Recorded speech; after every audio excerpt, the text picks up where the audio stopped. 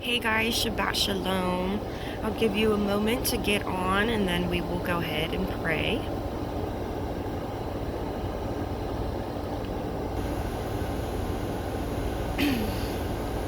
Alright, let's go ahead and bow our heads and pray. Yahuwah, thank you for gathering us today.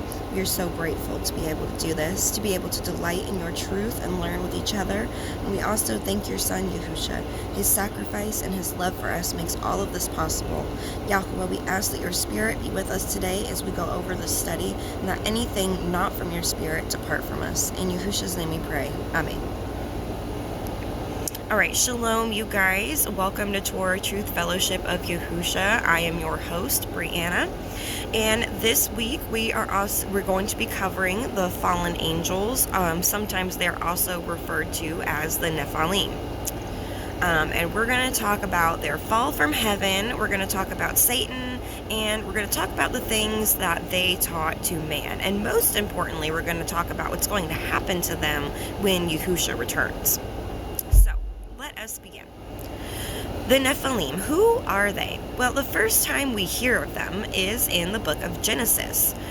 Genesis chapter 6, lines 1 through 6. And it came to pass when men began to multiply on the face of the earth, and daughters were born unto them, that the sons of Elohim saw the daughters of men, that they were fair, and they took them women of all which they chose. And Yahuwah said, My Ruach shall not always strive with man, for that he is also flesh. Yet his days shall be 120 years. There were Naphaliym in the earth in those days, who also gathered afterward when the sons of Elohim came in unto the daughters of men, and they bore children unto them.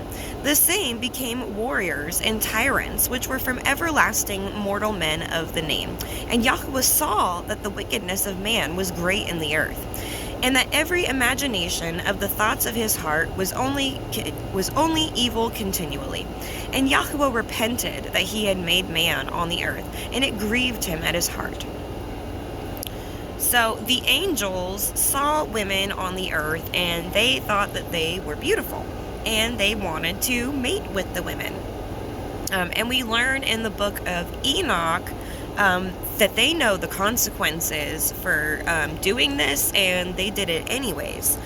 They followed after their hearts and their desires instead of doing what they knew was right before Yahuwah, because they thought Yahuwah would forgive them. And we see that as well in the book of Enoch. So let's go ahead and let's look at the book of Enoch, and let's get the story on these fallen angels. So we learn about the Naphaliym in Enoch chapter 7. So give me a moment. Let me open that up. We're going to read that chapter.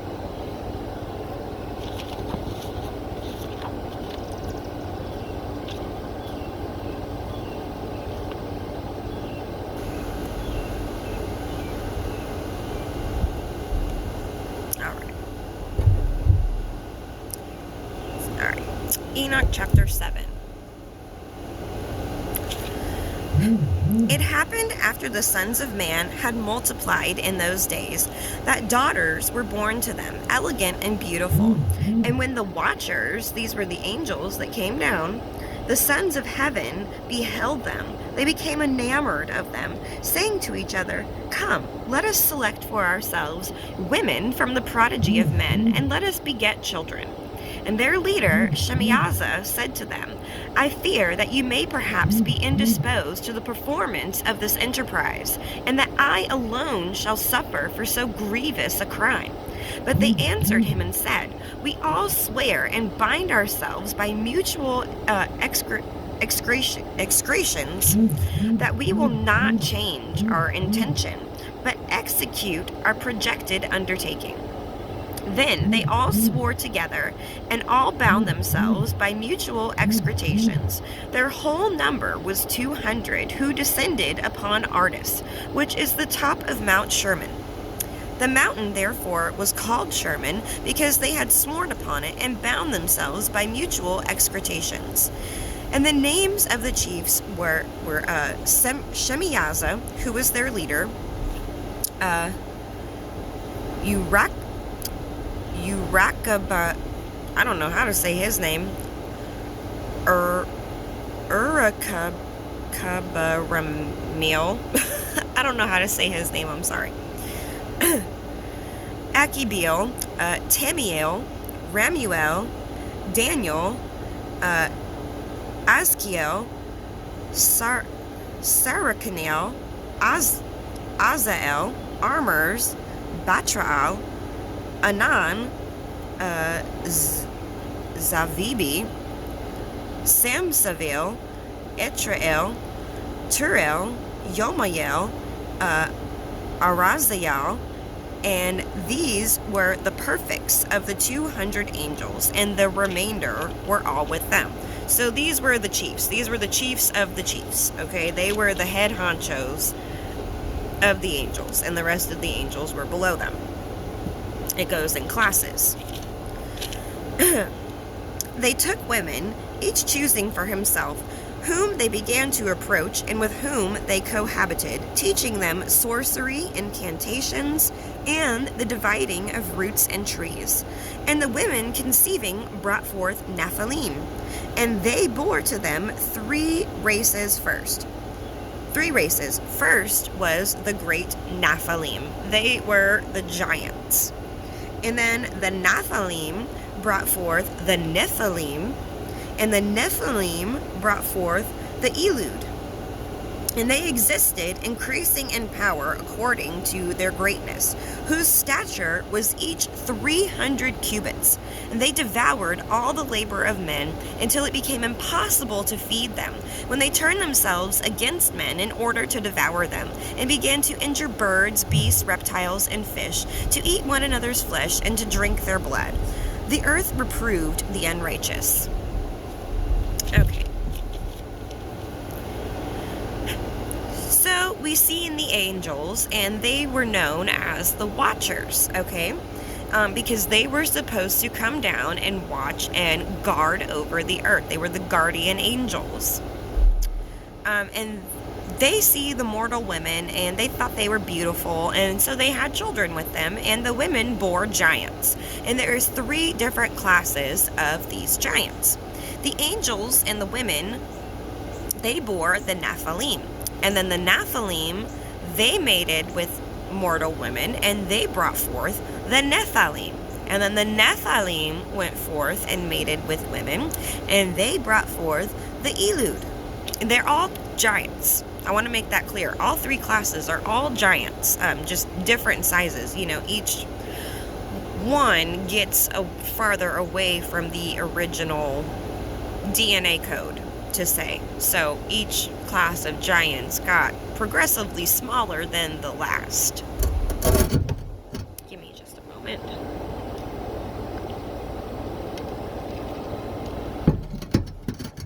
Okay.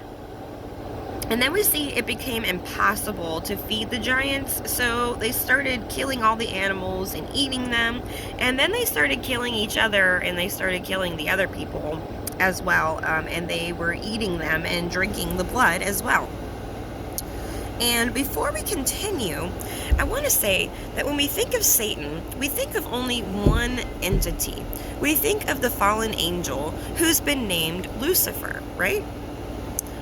But what we read, it kind of alludes to Satan being multiple entities. I mean, think about it. The angels all conspired together.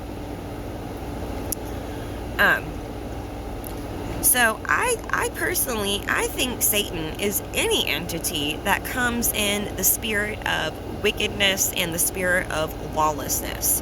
We know when Satan, the specific entity that we have grown to know, we know that when that specific entity fell, he took a quarter of Yahweh's angels with him. He is the one that's responsible for the original sin. And this specific entity that causes a quarter of the angels to fall with him, he was a leader. We know that too. So the question is, who was this specific entity? What was this angel's name? Because it was not Lucifer. His name was not Lucifer. That name is only mentioned one time in the entire Bible, and it's not even a name. We see the correct word used in Isaiah 14, lines 12 through 14. How are you the one and only time it's used in Scripture. How are you fallen from heaven, O Hallel, son of the howling morning? How are you cut down to the ground, which did weaken the nations? For you have said in your heart, I will ascend into heaven. I will exalt my throne above the stars of El. I will sit upon the mount of the assembly in the sides of the north. I will ascend above the heights of the clouds. I will be like El Elyon, God Most High. That word, Hallel, in Hebrew, it means shining one or bright one. And it also means king of Babylon or Satan. Lucifer is not a name. Lucifer is a word. And if you read that, let's read that verse over again. And let's use the definition and the word properly. So, how are you fallen from heaven, O shining one, or O bright one, son of the howling morning? That makes more sense. That's what he's saying here, because angels are supposed to be light. They are light. They are shining and bright like the Father. But once his spirit is no longer found in these angels, when they committed their crime, they are not shining or bright anymore. The light leaves them, because the light is the word. Your word is a lamp at my feet. Anyways, where was I? So, remember last week when I told you guys, when you look up a word in another language, it's really good to always look up the root word as well, because it can help give you a clearer definition and context of how this word is being used. So, the root word for Hallel is halal, and halal means to shine. It's in the sense of like putting on a show, being the center of attention, to boast, to deal foolishly. And the most important definition is to be praised, one who wants to be praised. And Satan wants to be exalted. He wants to be like Yahweh. So we can see here, by looking at the root word, the context of the word being used here in Isaiah. The word is also used in the context of praise 117 times in Scripture. And when we praise Yahweh, we exalt him, right? That is exactly what Satan wants. He wants to be praised. He wants to be exalted. He wants to be Yahweh. And as we saw in chapter 7 of Enoch, the angels, they dealt very foolishly with their decision. It was a bad decision to make, and they knew that. And they thought that Yahweh would forgive them, and they pleaded to Enoch to go and plead on their behalf and plead their case. But Yahweh told them no, because they caused man to focus on them and not Yahweh. They were the center of attention now. They taught man all the secrets of heaven, and now they all wanted to be worshipped and exalted. So let's go back to the book of Enoch. So we're going to read Enoch chapter 8 and 9. So, moreover, Azazel taught men to make swords and knives and shields, breastplates, the fabrication of mirrors, the workmanship of bracelets and ornaments, the use of paint, and the beautifying of the eyebrows, stone of every valuable and select kind, and all sorts of dyes, so that the world became altered. Impity increased, fornication multiplied, and they transgressed and corrupted all their ways.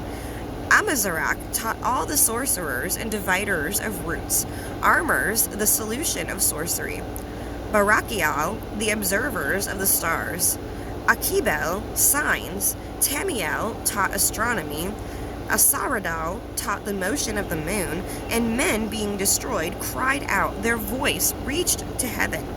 Then Michael and Gavriel and Raphael and Suriel and Uriel looked down from heaven and saw the quantity of blood which was shed on earth, and the iniquity that was done, which was done upon it, and said to one another, the voices of their cries, the earth deprived has cried even unto the gate of heaven, And now you, O Holy One of Heaven, the souls of men complain, saying, Bring judgment to us from El Elyon. They said to their Adonai, and the king, Adonai ha-Adonim, Elohai ha-Elohim, Melech ha-Melechim. The throne of your glory is forever and ever is your name sanctified and glorified. You are blessed and glorified. You have made all things. You possess power over all things, and all things are open and manifest before you.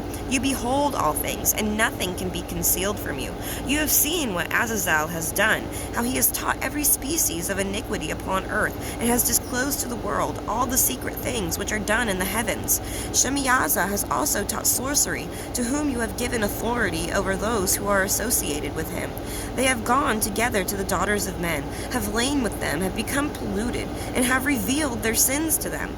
The women likewise have brought forth Naphaliym. Thus has the whole earth been filled with the blood and with iniquity. And now behold, the souls of those who are dead cry out and complain even to the gate of heaven. Their groaning ascends, nor can they escape from the unrighteousness which is committed on earth. You know all the things before they exist. You know these things, and what has been done by them, yet you do not speak to us. What on account of these things ought we do to them? So this is the angels, and now the angels, they're seeing what's going on the earth, and now they are crying out to Yahweh. They are pleading to him. And we see in chapter 8 that the angels, they taught men how to forge weapons and armor, mirrors, jewelry. They showed them makeup and hair dye. They taught sorcery.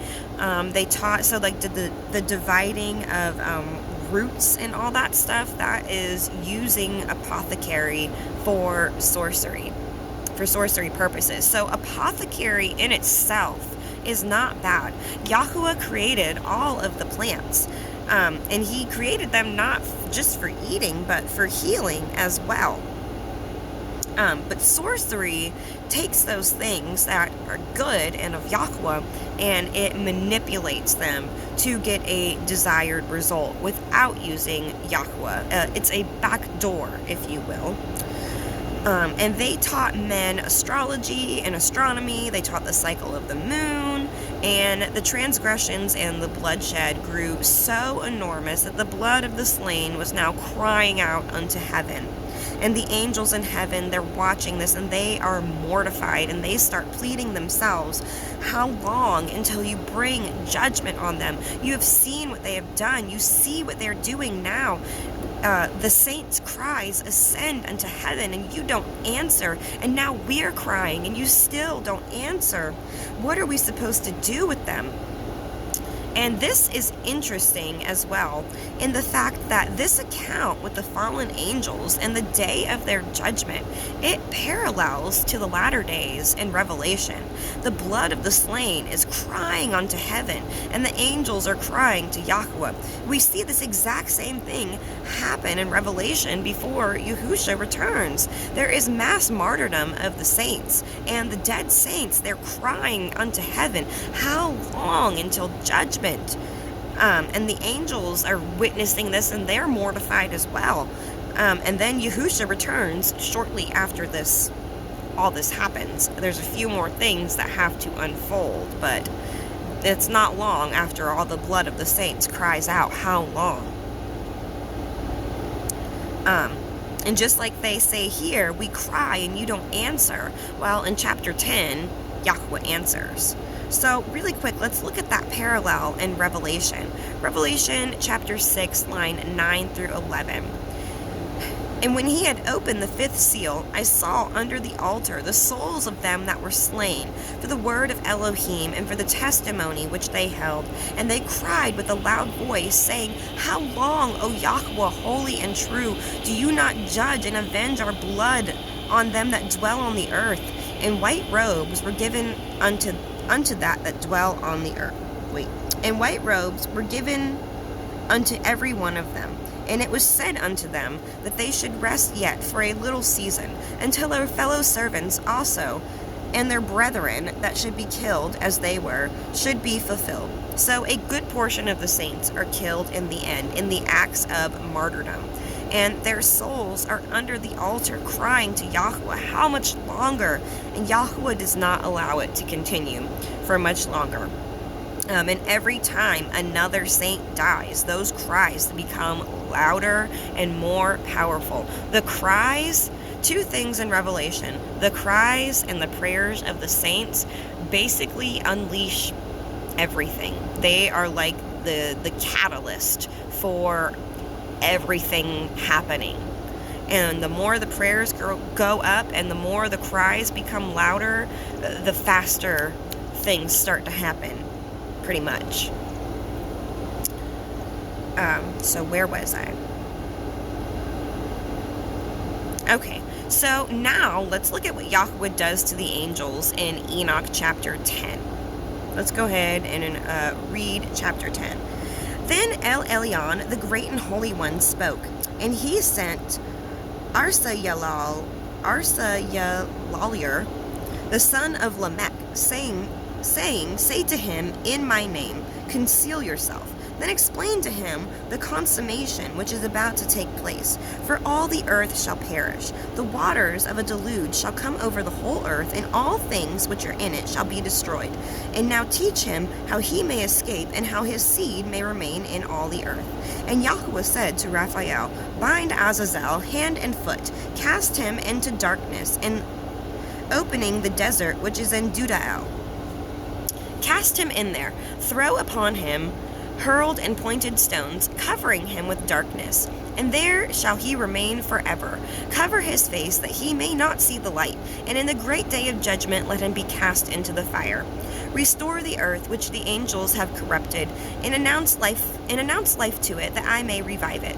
All the sons of men shall not perish in consequence of every secret, by which the watchers have destroyed, and which they have taught their offspring. All the earth has been corrupted by the effects of the teaching of Azazel. To him, therefore, ascribe the whole crime. To Gabriel also Yahweh said, go to the bastards, to the reprobates, to the children of fornication, and destroy the children of fornication, the offspring of the watchers from among men. Bring them forth and excite them one against another. Let them perish by mutual slaughter, for length of days shall not be theirs. They shall also entreat you, but their fathers shall not obtain their wishes respecting them, for they shall hope for eternal life, and that they may live, each of them, 500 years. To Michael, likewise Yahweh said, go and announce his crime to Shemaiah and to the others who are with him, who have been associated with women, that they might be polluted with all their impurity. And when all their sons shall be slain, and when they shall see the perdition of their beloved, bind them for 70 generations under the earth, even to the day of judgment and of consummation, until the judgment, the effect of which will last forever, be completed. Then they shall be taken away into the lowest depths of the fire, in torments, and in confinement shall they be shut up forever. Immediately after this shall Shemaiah together with them burn and perish. They shall be bound until the day of consummation of many generations. Destroy all the souls addicted to lust, and the offspring of the watchers, for they have tyrannized over mankind. Let every oppressor perish from the face of the earth. Let every evil work be destroyed. Let the plant of righteousness and of rectitude appear, and its produce become a blessing. Righteousness and rectitude shall be forever planted with delight. And then shall all the Kodashim give thanks and live until they have begotten 1,000 children, while the whole period of their youth and their Shabbats shall be completed in peace. And in those days all the earth shall be cultivated in righteousness. It shall be wholly planted with trees and filled with benediction. Every tree of delight shall be planted in it, and in it shall vines be planted, and the vine which shall be planted in it shall yield fruit to satiety. Every seed which shall be sown in it shall produce for 1 measure 1,000, and 1 measure of olives shall produce 10 presses of oil. Purify the earth from all oppression, from all injustice, from all crime, from all impiety, and from all the pollution which is committed upon it. Exterminate them from the earth. Then shall all the children of men be righteous. And all the nations shall pay me divine honors, and bless me, and shall adore me. And the earth shall be cleansed from all corruption, from every crime, from all punishment, and from all suffering. Neither will I again send a deluge upon it from generation to generation forever.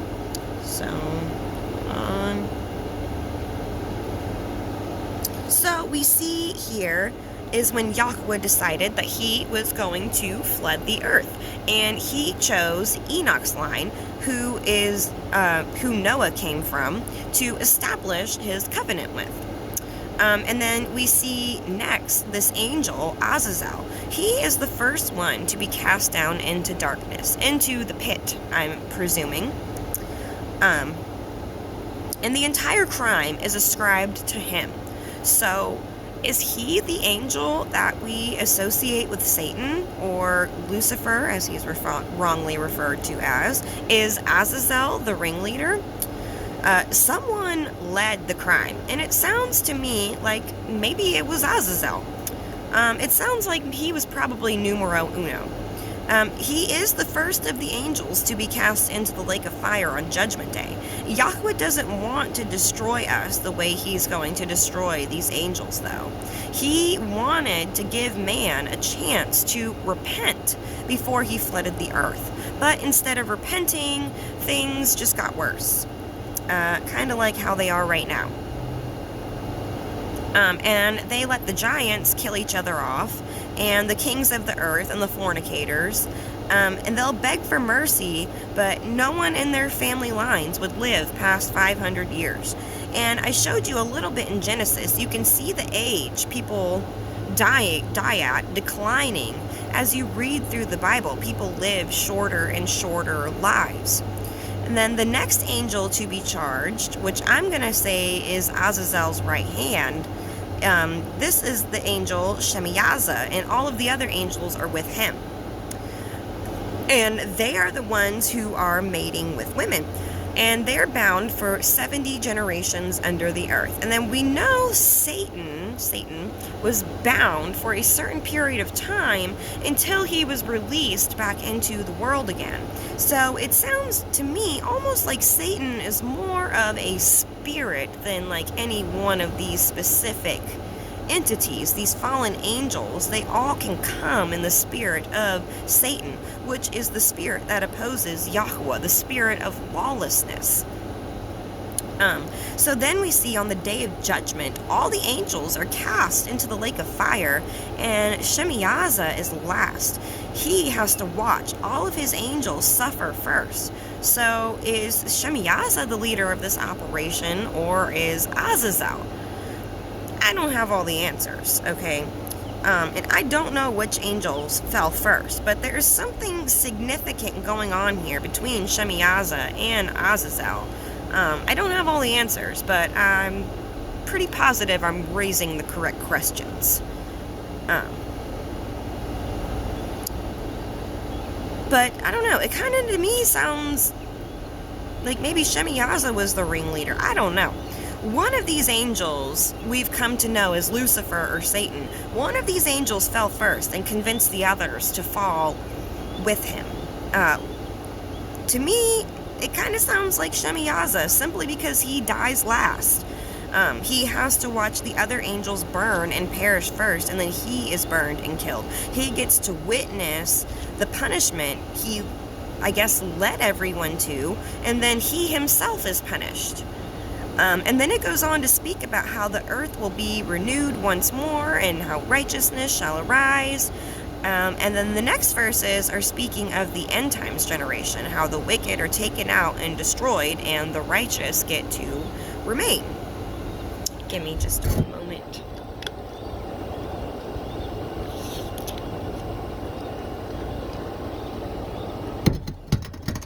So now we're going to go to chapter 12. We're going to read chapter 12, Enoch chapter 12, lines 4 through 7. And behold, the watchers called me, Enoch the scribe. Then Yahweh said to me, Enoch, scribe of righteousness, go tell the watchers of heaven, who have deserted the lofty sky and their holy everlasting station, who have been polluted with women, and have done as the sons of men do, by taking themselves women, who have been greatly corrupted on earth, that on earth they shall never obtain peace and remission of sin, for they shall not rejoice in their offspring, they shall lament for the destruction of their sons, and shall petition forever, but shall not obtain mercy and peace. And then in chapter 13, after Enoch tells them all these things, the angels, they become fearful and they start trembling because they thought Yahweh would just forgive them. And they begged Enoch to go plead for their forgiveness because they could no longer do it. So in chapter 14, Enoch tells them of a vision that he had and that their request is not going to be granted. Let's look. Enoch chapter 14, line 3 through 4. Judgment has been passed upon you. Your request will not be granted. From this time forward, you shall never shall you ascend to heaven. He has said that on earth he will bind you as long as the world endures. So as long as the world endures, they are bound here. And in chapter 15, Yahweh tells Enoch that those fallen angels who you sent to pray for them, they should be praying for men and not the other way around. Now let's look at Enoch 16, line 2 through 5. And now to the watchers who have sent you to pray for them, who in the beginning were in heaven, say, in heaven you have been. Secret things, however, have not been manifested to you. Yet have you known a reprobate mystery. And this you have related to women in the hardness of your heart. And by that mystery have women and mankind multiplied evils upon the earth. Say to them, never therefore shall you obtain peace. So, because the watchers mated with mortal women, and because they taught them the secrets of heaven, they will never find rest or peace. They are permanently stuck here, cut off until Judgment Day. And then the book of Jubilees gives us an idea of when the watchers descended from heaven initially to come down here and watch over the earth. So it says in Jubilees chapter 4, line 15. In the second week of the 10th Jubilee, Mahalalel took unto him to be his woman Dinah, the daughter of Baruchiel, and the daughter of his father's brother. And she bore him a son in the 3rd week in the 6th year, and he called his name Jared, or Jared. For in his days the angels of Yahweh descended on the earth, those who are named the watchers, that they should instruct the children of men, and that they should do the judgment of uprightness on the earth. The watchers were originally sent here to do just that, to watch over us and to guard us, to uphold Yahweh's image. And we see that Enoch, he testifies against the watchers in Enoch chapter 4, lines 22 and 23. And he testified to the watchers who had sinned with the daughters of men, for these had begun to unite themselves so as to be defiled with the daughters of men. For these had begun to unite themselves so as to be defiled. I typed it twice. Oops.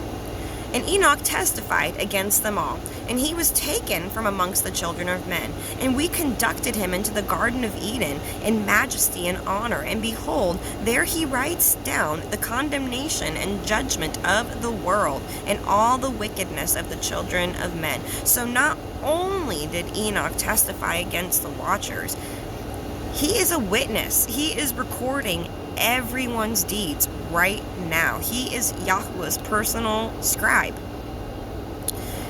And then check this out. Jubilees chapter 5, line 8 through 9.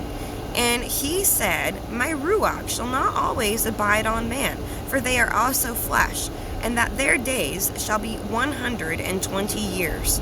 And that is an exact recount of Genesis chapter 6, line 3. And Yahweh said, my Ruach shall not always strive with... Oops. Hold on, you guys. I just clicked out of it on accident.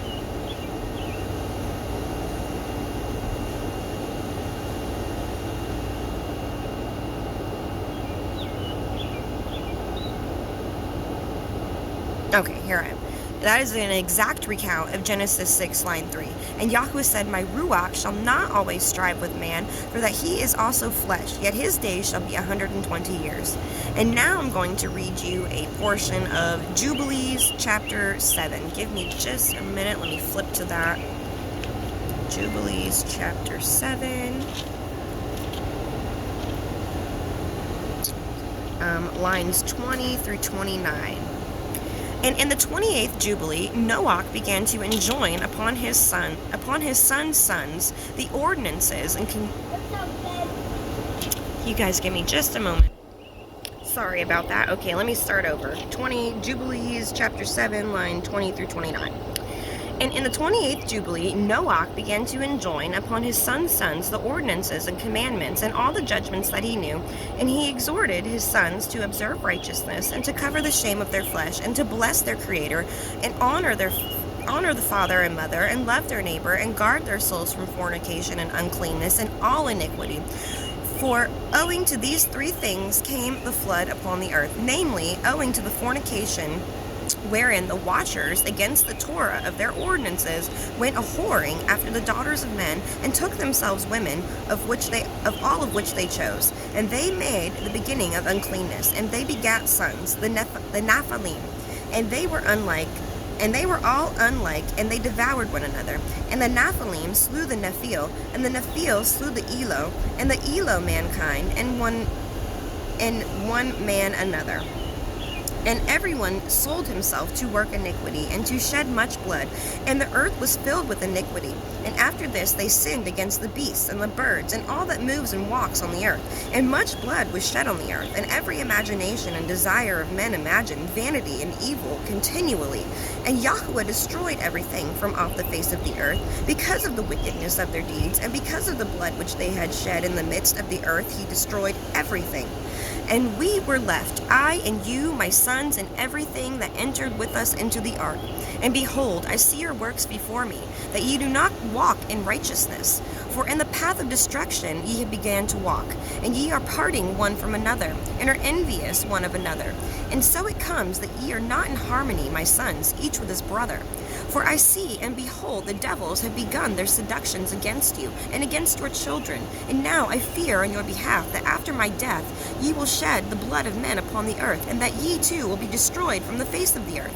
For whoso sheds man's blood, and whoso eats the blood of any flesh, shall all be destroyed from the earth. And there shall not be left any man that eats the blood or sheds the blood of man on the earth, nor shall there be left to him any seed or descendants living under the heaven. For into Sheol shall they go, and into the place of condemnation shall they descend, and into the darkness of the deep shall they all be removed by a violent death. Give me a moment.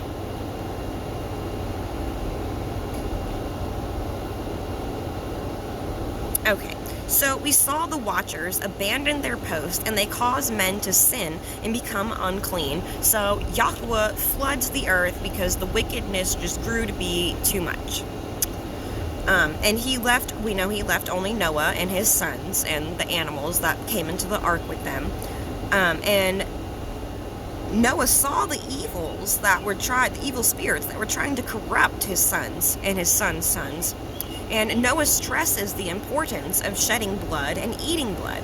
You will be eternally condemned because the life of all things is in the blood.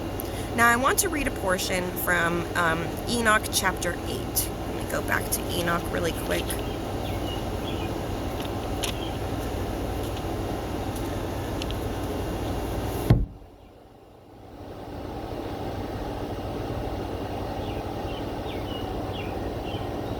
Oh wait, no, this is supposed to be Jubilees chapter 8. My bad.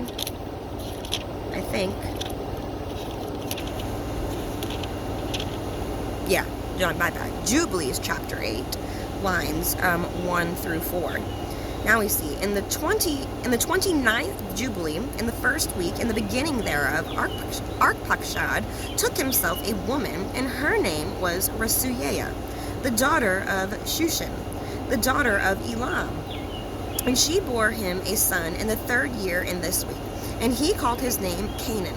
And the son grew, and his father taught him writing, and he went to seek for himself a place where he might seize for himself a city. And he found a writing which former generations had carved on the rock, and he read what was thereon, and he transcribed it, and sinned owing to it.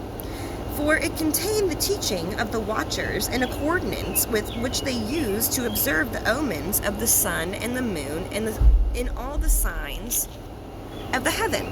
And he wrote it down, and he said nothing regarding it, for he was afraid to speak to Noah about it, lest he should be angry with him on account of it. So Shem is Noah's son, and then Shem's son, Arpachshad, got married, and he had a son, and his name was Canaan.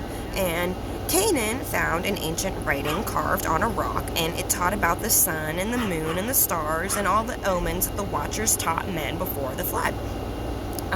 Astrology, astronomy, the zodiac, and Canaan wrote it all down, and he said nothing about it because he knew Noah was going to be mad. So now we're going to get back to Enoch. Let me see, chapters 18. Let's see, here we go. Yeah, 18 through 22, yeah.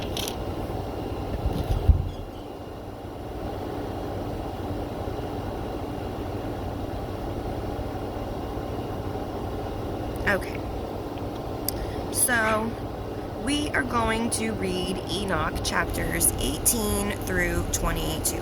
Okay, and these chapters here talk about what is going to happen to the fallen angels, what happens to their spirits, and what happens to them on Judgment Day. So let's go ahead and read these chapters really quick.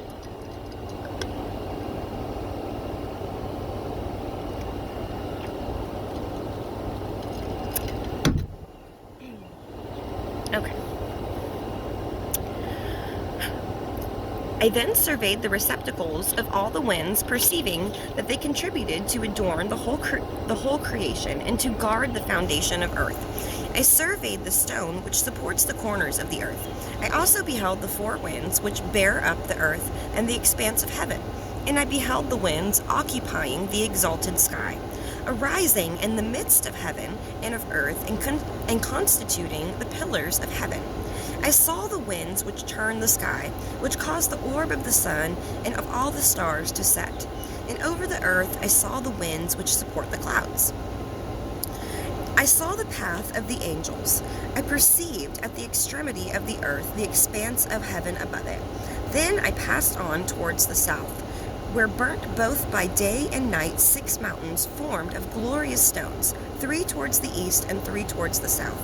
Those which were towards the east were of a variegated stone, one of which was of margarite, and another of antimony. And those towards the south were of a red stone. The middle one reached to heaven like the throne of Elohim, a throne composed of alabaster, and the top of which was of sapphire. I saw too a blazing fire hanging over all the mountains. And there I saw a place on the other side of an extended territory where waters were collected. I likewise beheld terrestrial fountains deep in the fiery columns of heaven. And in the columns of heaven I beheld fires which descended without number, but neither on high nor in the deep.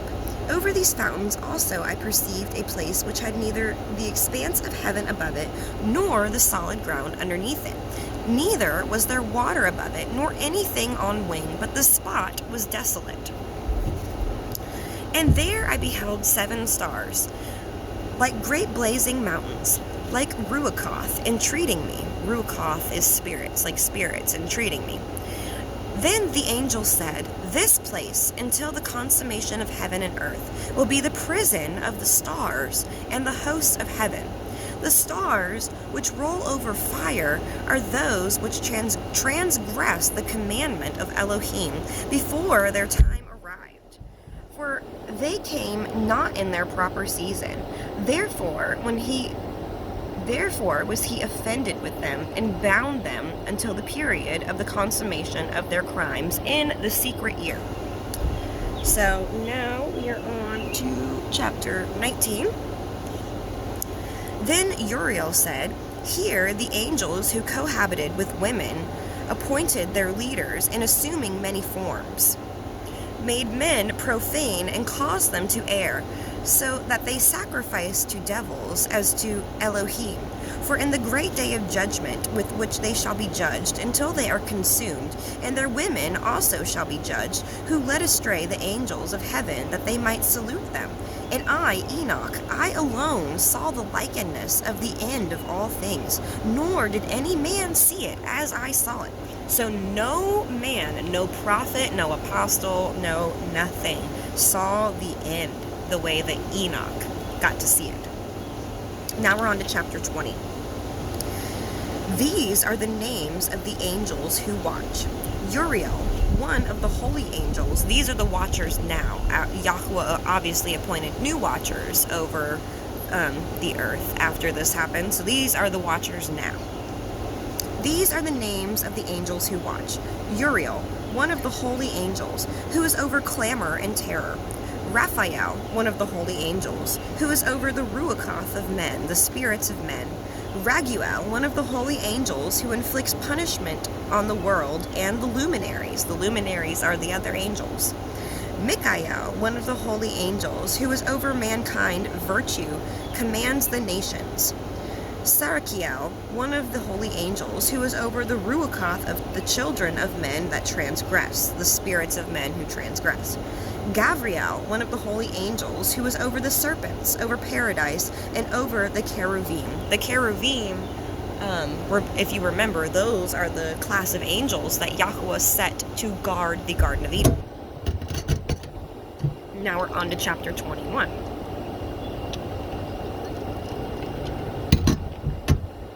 Then I made a circuit to place in which nothing was completed, and there I beheld neither the tremendous workmanship of an exalted heaven, nor of an established earth, but a desolate spot, prepared and terrific. There too I beheld 7 stars of heaven bound in it together, like great mountains, like a blazing fire. And I exclaimed, for what species of crime have they been bound, and why have they been removed to this place? Then Uriel, one of the holy angels who was with me, and who conducted me, answered, Enoch, wherefore do you ask? Wherefore do you reason with yourself, and anxiously inquire? Those are the stars which have transgressed the commandment of El Elyon, God Most High, and are here bound until the infinite number of the days of their crimes be completed. From there afterwards I passed on to another terrific place, where I beheld the operation of a great fire blazing and glittering, in the midst of which there was a division. Columns of fire struggled together to the end of the abyss, and deep was their descent, but neither its measurement nor magnitude was I able to discover, neither could I perceive its origin. Then I exclaimed, how terrible is this place, and how difficult to explore! Uriel, one of the holy angels who was with me, answered and said, Enoch, why are you alarmed and amazed at this terrific place, at the sight of this suffering? This, he said, is the prison of the angels, and here they are kept forever. Now we're on to 22. From there I proceeded to another spot, where I saw on the west a great and lofty mountain, a strong rock, and 4 delightful places. Internally it was deep, capacious, and very smooth as if it had been rolled over. It was both deep and dark to behold. Then Raphael, one of the holy angels who were with me, answered and said, These are the delightful places where the ruachoth, the spirits of the souls of the dead, will be collected. For them where they are formed, and here will be collected all the souls of men. These places in which they dwell shall they occupy until the day of judgment, and until their appointed period. Their appointed period will be long, and even until the great judgment. And I saw the ruachoth of the sons of men who were dead, and their voices reached to heaven while they were accusing. I inquired Raphael, an angel who was with me, and said, Whose ruach is that, the voice of which reaches to heaven and accuses? He answers and said, This is the ruach of Abel, who was slain by Cain, his brother, and who will accuse that brother until his seed be destroyed from the face of the earth, until his seed perish from the seed of mankind. And at that time, therefore, I inquired respecting him, and respecting the general judgment, saying, Why is one separated from another? He answered, 3 separations have been made between the ruachoth of the dead, and thus have the ruachoth of the righteous been separated, namely by a chasm, by water, and by light above. And in the same way, likewise, are sinners separated when they die and are buried in the earth, judgment not overtaking them in their lifetime. Here their souls are separated. Moreover, abundant is their suffering until the time of the great judgment, the castigation and the torment of those who eternally execrate, whose souls are punished and bound there forever. And thus has it been from the beginning of the world. Thus has there existed a separation between the souls of those who utter complaints and of those who watch for their destruction, to slaughter them in the day of the sinners. A receptacle of this sort has been formed for the souls of the unrighteous men and of sinners, and of those who have completed crime and associated with the impious, the Naphaliym, whom they resemble. Their souls shall not be annihilated in the day of judgment, neither shall they arise from this place. Then I blessed Elohim and said, Blessed be my Adonai, Yahuwah of glory and of righteousness, who reigns over all forever and ever.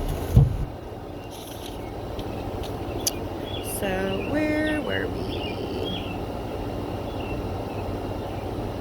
All right. So we see that there are different receptacles for different spirits, and there's different receptacles too for different crimes. We see there's a receptacle for the righteous, and we see Abel, he's in the receptacle of the righteous, and he is there until Judgment Day, accusing his brother Cain for his crime, along with the other righteous, and his soul cries out onto the altar. And then we see in chapter 22, line 14, that those sinners who associated with the impious, which is the Naphaliym, or demons, we can rightly call them honestly, whom they resemble. They are in their image. They are upholding their reputation. That's what that means. These souls will not be annihilated on the day of judgment, and they will not arise from the place that their souls are bound.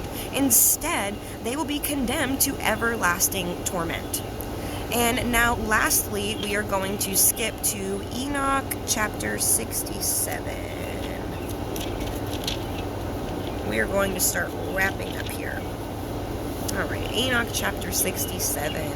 And we are going to discuss what awaits those angels in the day of judgment. So let's read Enoch 67, lines 4 through 12. And they shall confine those angels who disclose the impiety, the Naphaliym, and the secrets of heaven, in that burning valley, which at first my great-grandfather Enoch showed me in the west, where there were mountains of gold and silver, of iron, of fluid metals, and of tin. I beheld that valley, in which there was great perturbation, and the waters were troubled. And when all this was affected from a fluid of mass fire, and trouble them in that place, there arose a strong smell of sulfur, which became mixed with the waters. And the valley of the angels who had been guilty of seduction burned underneath its soil. Through that, called also the rivers of fire were flowing, to which those angels shall be condemned, who seduce the inhabitants of earth. And in those days shall these waters be to kings, to princes, to the exalted, and the inhabitants of the earth, for the healing of the soul and body, and for the judgment of the Ruach. Their Ruachoth shall be full of lust, that they may be judged in their bodies, because they have denied Yahuwah Sabaoth, and they perceive their condemnation day by day, that they believe not in his name. As the inflammation of their bodies shall be great, so shall their Ruachoth undergo a change forever. For no word which is uttered before Yahuwah Sabaoth shall be in vain. Judgment has come upon them, because they trusted in their carnal revelry and denied Yahuwah Sabaoth.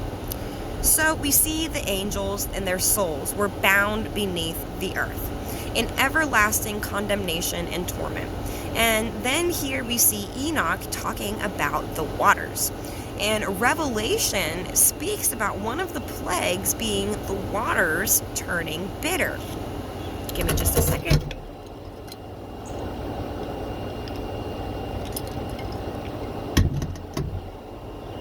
Okay.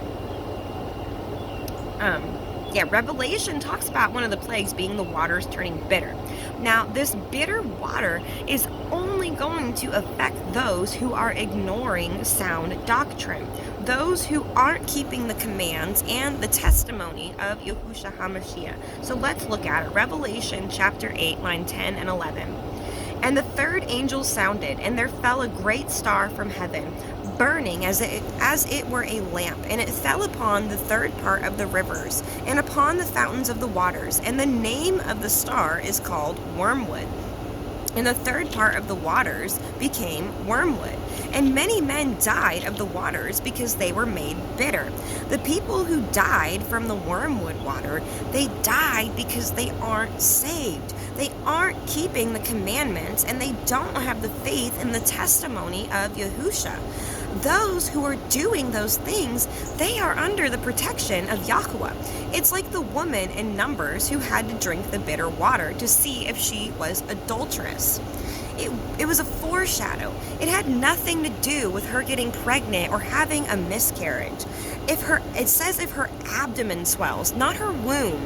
And Yahuwah is very specific about those things. When he's speaking of a woman being with child, he says womb. He does not say abdomen or belly. He says womb. So let's read that passage really quick. Numbers 5 through 11. Let me pull that up really fast. Hold on.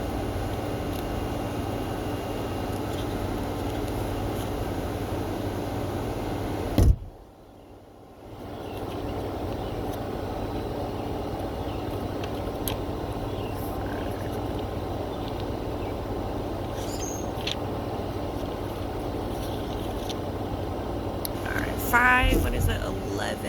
11 through 22. Let's read that really fast. And Yahuwah spoke unto Moshe, saying, Speak unto the children of Yasharal, and say unto them, If any man's woman go aside and commit a trespass against him, and a man lie with her carnally, and it be hid from the eyes of her man, and be kept close, and she be defiled, and there be no witness against her, neither she be taken with the manner, and the ruach of jealousy come upon him, and he be jealous of his woman, and she be defiled, or if the ruach of jealousy come upon him, and he be jealous of his woman, and she be not defiled, then shall the man bring his woman unto the priest. So if he can't figure out if she's cheated or not, and he's getting jealous and accusing her and she didn't, or he's getting jealous and accusing her and this is when the priest gets involved. He brings her to the priest, and he shall bring an offering for her, the 10th part of an ephah of barley meal. He shall pour no oil upon it, nor put frankincense thereon, for it is an offering of jealousy, an offering of memorial, bringing iniquity to remembrance. And the priest shall bring her near and set her before Yahweh. And the priest shall take the holy water, he mixes the barley into the water, which makes the water bitter. And he shall take the holy water in the earthen vessel, and the dust that is of the floor of the tabernacle, and the priest shall take and put it into the water. So it's got barley and the dust of the ground in the water. So I imagine, it tastes pretty bitter. And the priest shall set the woman before Yahweh, and uncover the woman's head, and put the offering of memorial in her hands, which is the jealousy offering. And the priest shall have in his hand the bitter water that causes the curse. And if the priest shall charge her by 7 oaths, and say unto the woman, If no man has lain with you, and if you have not gone on aside to uncleanness with another instead of your man, be free from this bitter water that causes the curse.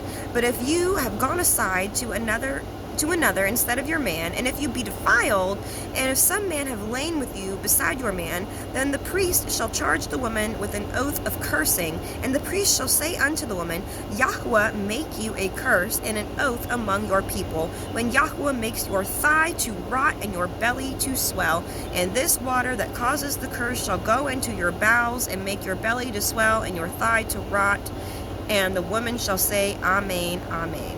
So, let's be clear here. The curse is for the thigh to rot and the belly to swell. It doesn't say anything about the womb. And Yahweh, the curse would only come upon you if you were adulterous. And let's make it clear. It's a command to not be adulterous, to not cheat on your spouse. That is a direct transgression of Yahweh's Torah.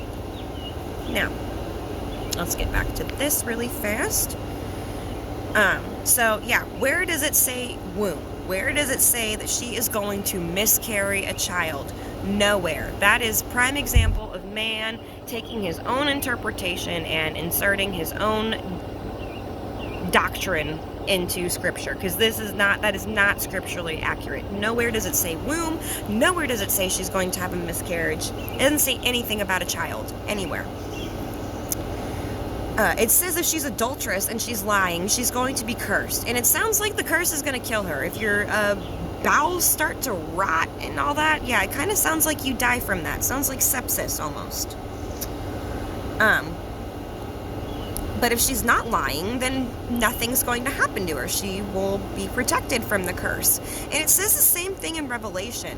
Those being adulterous towards Yahweh, they will drink the bitter water and die. And those who are honoring the covenant, honoring the marriage to our Messiah, we will be under the protection from the curses. And the last thing I want to read to you before we close, I want to read Enoch chapter 68 and 69. Give me just a moment. Alright, sorry about that, guys. My little one's giving me a hard time today. Nap time. Alright, let's do this. 68 and 69. Enoch chapter 68 and 69. After this, he gave me the characteristic marks of all the secret things in the sefer of my great-grandfather Enoch, and in the parables which have been given to him, inserting them for me among the words of the sefer of parables. At that time, holy Michael answered and said to Raphael, the power of the Ruach hurries me away and impels on me. The severity of judgment of the secret judgments of the angels, who is capable of endurance of that severe judgment, which has taken place and has been made permanent without being melted at the sight of it. Again, holy Michael answered and said to holy Raphael, Who is there whose heart is not softened by it, and whose mind is not troubled at this thing? Judgment has gone forth against them by those who have thus dragged them away. And that was when they stood in the presence of Yahweh Sabaoth.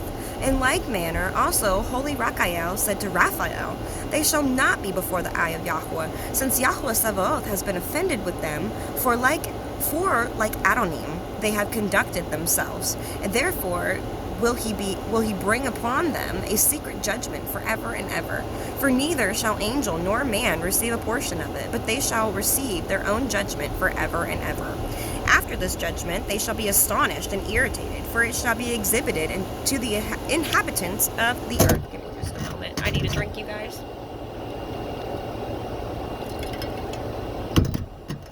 And these are their names. The first of them, Shemiazah. The second, Artikapha. The third, Armin. The fourth, Kakabel. The fifth, Turiel. The sixth, Rumiel. The seventh, Daniel. The eighth, Kau. The ninth, Barakel. The 10th, Azazel. The 11th, Armers. The 12th, Batriel. The 13th, Basasel. The 14th, Ananel. The 15th, Turiel. The 16th, Simapizel. The 17th, Yeterel. The 18th, Tumael. The 19th, Tarel. The 20th, Rumel. And the 21st, Azazel. These are the chiefs of their angels, and the names of the leaders of their hundreds, and the leaders of their 50s, and the leaders of their 10s. The name of the first is Yakun. It was he who seduced all the sons of the holy angels, and causing them to descend on earth, led astray the offspring of men. And the name of the second is Kesabel, who pointed out evil counsel to the sons of the holy angels, and induced them to corrupt their bodies by generating mankind. The name of the third is Gadrel, and he discovered every stroke of death to the children of men. He seduced Eve, and discovered to the children of men the instruments of death, the coat of mail, the shield, and the sword for slaughter. Every instrument of death to the children of men from his hand were derived to them who dwell upon the earth from that period forever. The name of the fourth is Numael. He discovered to the children of men bitterness and sweetness, and pointed out to them every secret of their wisdom. He taught men to understand writing and ink and paper. Therefore, numerous have been those who have gone astray from every period of the world, even to this day.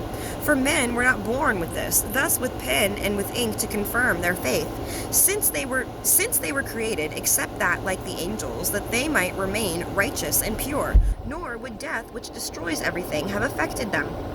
But by this their knowledge they should perish, and by this also power consumes. The name of the fifth is Cassiade, and he discovered to the children of men every wicked stroke of the Ruachoth of devils. The stroke to the embryo in the womb to diminish it, the stroke to the ruach by the bite of the serpent, and the midday stroke of the offspring of the serpent, the name of which is Tabeh. And this is the number of Casbel, The principal part of the oath which El Elyon, dwelling in glory, revealed to the holy ones. Its name is Becca. He spoke to holy Michael to discover them the sacred name, that they might understand that secret name and thus remember the oath, and that those who pointed out every secret thing to the children of men might tremble at that name and oath. This is the power of that oath. For powerful it is and strong, and he established this oath of Akai by the instrumentality of the holy Michael. These are the secrets of this oath, and by it were they confirmed. Heaven was suspended by it, for the world was made forever. By it has the earth been founded upon the flood, while from the concealed parts of the hills the agitated waters proceed forth from the creation to the end of the world. By this oath the sea has been formed, and the foundation of it. During the period of its fury he established the sand against it, which continues unchanged forever. And by this oath the abyss has been made strong, nor is it removable from its station forever and ever. By this oath the sun and the moon complete their progress, never swerving from the command to them forever and ever. By this oath the stars complete their progress, and when their names are called they return and answer forever and ever. Thus the heavens have the blowing of the winds, and all of them have ruachoth, spirits, and they are a complete combination of breathings.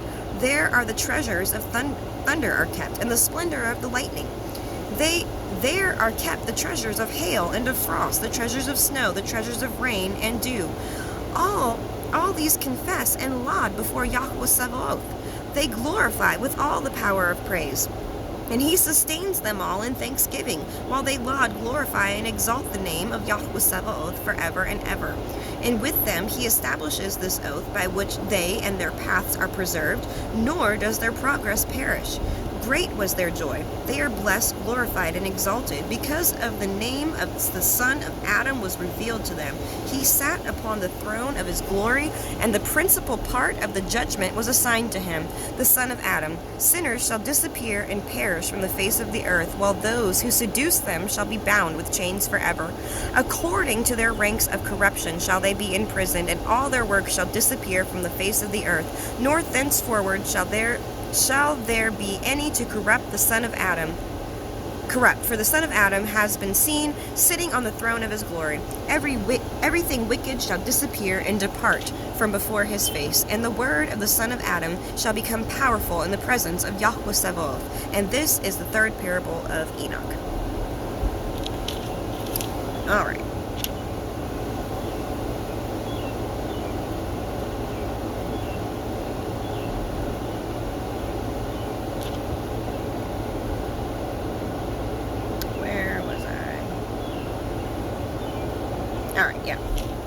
So these chapters, they lay out the angels and their crimes and how they forgot about the covenant that they had with Yahweh. The word of Yahweh was no longer found in them. And then again we see in chapter 69, line 4, the first of the angels to descend on the earth and cause the others to follow him was named Yukin, which in Hebrew means the rebel. So is this Satan, the one we have grown to know as Satan? Is he the ringleader? Like, do you see what I'm saying here? Like, there's a lot of questions that we don't have. We can get an idea, but we don't have a true, clear answer, you know. So that bids the question, is this Yukin, is he the ringleader? It sounds to me like they're all Satan. Like, any one of these now evil spirits can seduce you in the spirit of Satan and the spirit of unrighteousness. And then we see in chapter 69, lines 17 and 18, the fallen angel named Cassiade. He taught men how to perform abortions, how to smite the embryo in the womb. So for those of you wondering about how Yahweh feels about abortions, firstly, one of the top 10 commandments is to not commit murder. And secondly, abortions is a direct teaching from Satan. The evil spirits of the fallen angels taught men this procedure. Abortion and murder in any form at all it does is give Satan more power. He thrives off of the blood of the innocent. He thrives off of blood, period. The life of all things is found in the blood, and he steals life by using blood. That's why his favorite dark magic and the most binding magic that there possibly is blood magic. Blood magic is a forever binding thing. And I also want to say, for anyone watching who has ever had an abortion in the past, I want to say that this does not eternally condemn you. You can repent, and the point of repenting is to not do it again. So if you have repented and you have asked for forgiveness and you are not going to do it again, then all is clear with you and Yahuwah. I just wanted to make it known that this teaching about abortions, it came from the fallen angels. It is not something that Yahuwah taught. So, alright guys, that concludes this week's study. I hope that it was insightful for you guys. I really could have gone on a lot longer, to be honest with you. But for time's sake, we'll save the rest of that when we actually dive into the book of Enoch. So let's go ahead and close up with a prayer. Yahuwah, we thank you for gathering us and allowing us to study your word and your truth together. We thank you, Yahuwah, for allowing this knowledge to come to light again. We thank you for unsealing the books that have been sealed for this time of the end. We thank your Son, Yahusha, for his everlasting love for us. And we ask you to soften our hearts, Yahuwah, that our heart may be more like Yahusha's. Please guide us to walk in the way that he walked. In Yahusha's name we pray. Amen. Alright guys, I will see you again next week, and shalom.